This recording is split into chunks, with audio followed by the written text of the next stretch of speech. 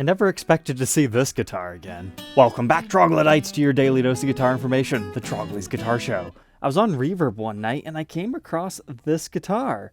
Does that look familiar? It's the Berries and Cream Les Paul Special. I've used this B-roll quite often in my mod collection videos, but this is one of the early mod collection guitars. And certainly the only mod collection guitar to get 2 reviews and demos on it on my show.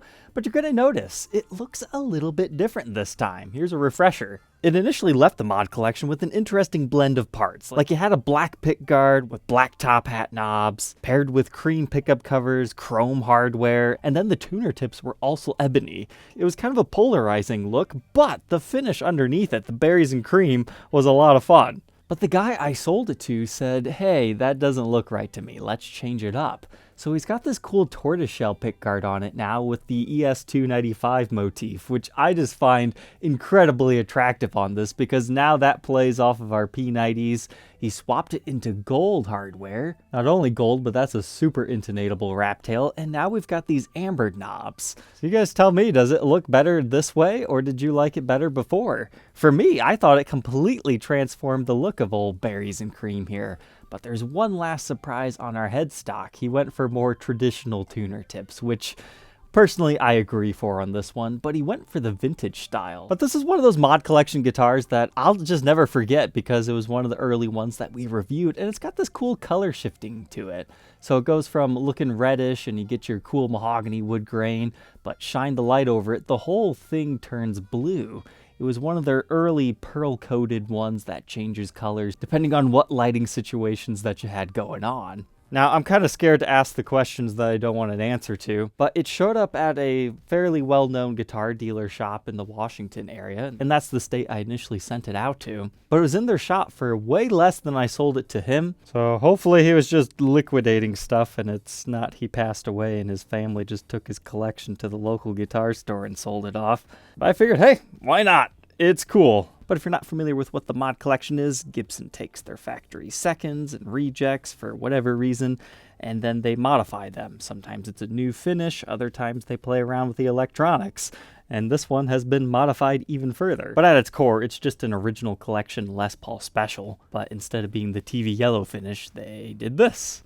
But wow. Has it really been that long already? 3 years ago since I initially bought this one. So unfortunately our 2-year free warranty is gone. And this is before they started to do the half COA booklets with them. Well, it looks like this one retains a little bit of case candy too. But I'm curious what else he might have changed. So let's go ahead and throw it on the workbench for a second time for an individual look at its parts and specs.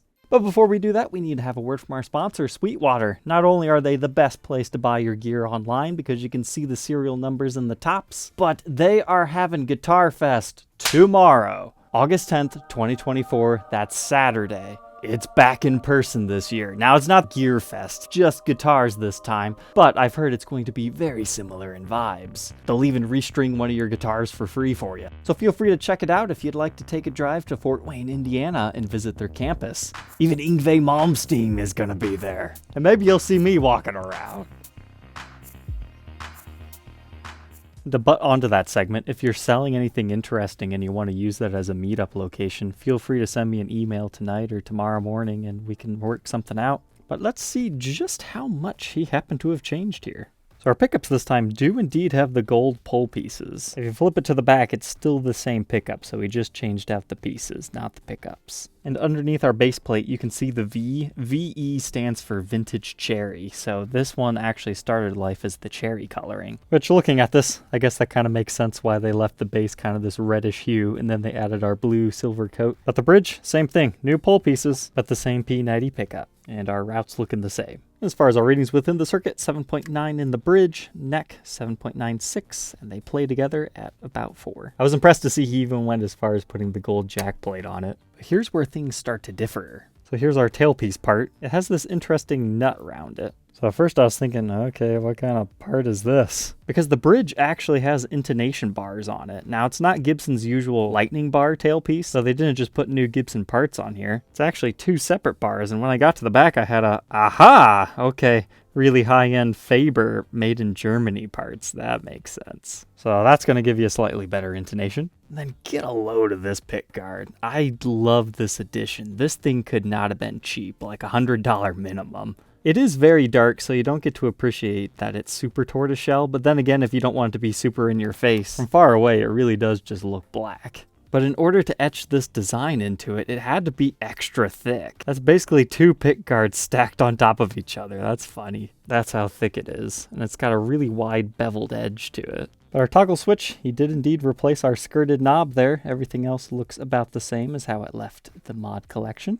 And I remember this one having like really fantastic dancing wood grain, and that came back after I polished the top a little bit. But our new amber knobs are definitely not Gibson products. However, they don't look too bad in this particular instance. But we also have new gold strap buttons in our usual location, and nothing really changed with our pickup covers outside of having new gold screws. Now for the fretboard, I went ahead and conditioned that. It's nice and dark. We just have our regular dot inlays, with a 24 3/4 inch scale, and a nut measuring 1.71 inches, increasing to 210 by the 12th. 0.91 first fret neck depth, increasing to 1 by the 12th. Here's a look at that neck profile at the 1st fret and the 12th fret. Just a nice rounded C, but with a little bit of flatness at the back. And a 12-inch fretboard radius. But now the face of the headstock. I really like what he did here. The regular tuner tips just makes this look more like a Les Paul standard that just happens to have a specials body. But as I was alluding to earlier, you can see where the washer rested on top of the finish. But he converted this over into vintage style Kluson that uses a different bushing, so that probably means he used a conversion one to make those fit. But I just thought I'd bring it up in case you're interested in being the next owner of this one and those little rings bother you. Being done so early in this finish's life, it's not as bad as like what we've seen on some vintage examples. But our truss rod's looking good.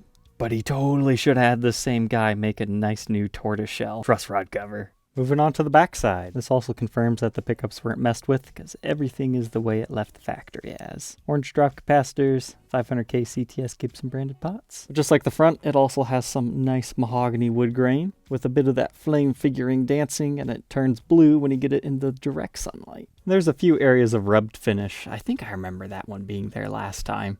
But there also appears to be one right here, but that feels like it was filled in, so that was probably there the last time. But we can take a close look around the edges. For the most part, it doesn't look like this one was played too much.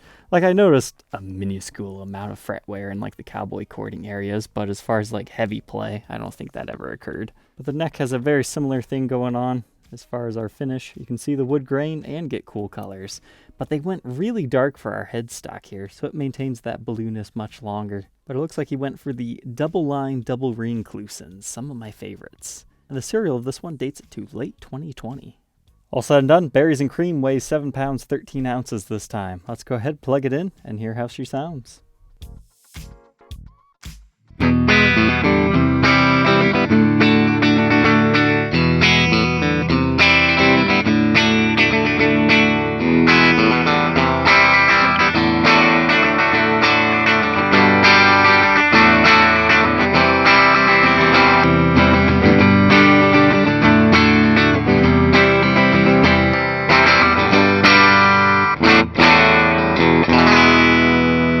First thing I'm noticing, this is a really spanky guitar, even unplugged.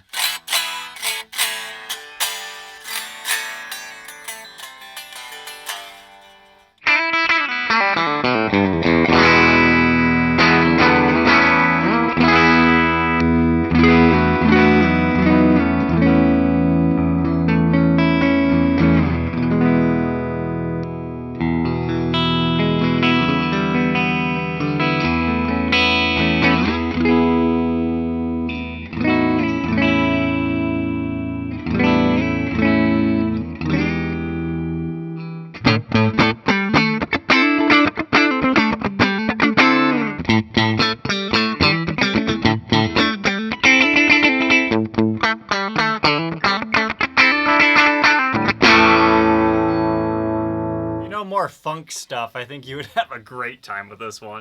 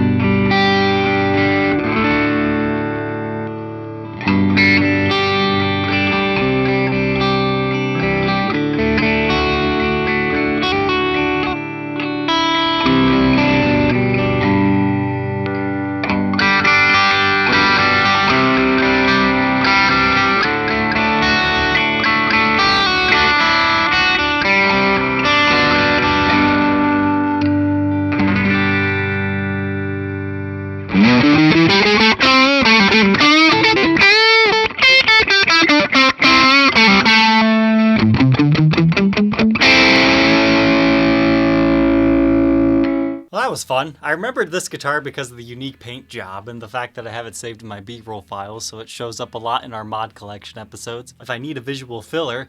But I didn't remember that it sounded like that. That's really cool and spanky. I really enjoyed those pickups, but then again, I'm sure you can get something pretty close just within the Gibson original collection. But something about the cosmetics of this one. I like pretty much everything this guy ended up doing to this.